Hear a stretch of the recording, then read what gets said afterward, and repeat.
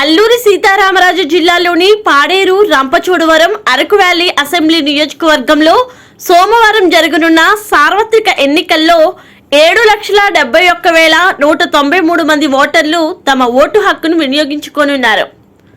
అత్యధికంగా 4,34,000 మంది మహిళా ఓటర్లున్నారు. 1021 పోలింగ్ కేంద్రాలు ఏర్పాటు చేయగా ఇందులోని 695 క్రిటికల్ పోలింగ్ కేంద్రాల్లో వెబ్కాస్టింగ్ ఏర్పాటు చేశారు. పాడేరు, రంపచోడవరం, అరకు వ్యాలీ అసెంబ్లీ నియోజకవర్గాలను 172 సెక్టార్లుగా విభజించి 190 మంది సెక్టార్ అధికారులను నియమించారు. ఈ ఎన్నికల్లో 85% పోలింగ్ పెంచే విధంగా జిల్లా కలెక్టర్ ఎం విజయ్ సునీత చర్యలు చేపట్టగా జిల్లా ఎస్పీ తుహిన్ సిన్హా ఎన్నికల కమిషన్ నిబంధనల మేరకు 5,400 మంది పోలీసులను నియమించామని చెప్పారు.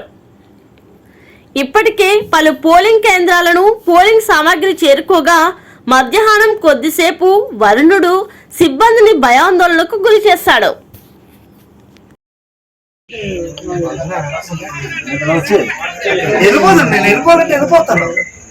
అందుకని సాగాను. ఎలాగ దొరకవు నాకు.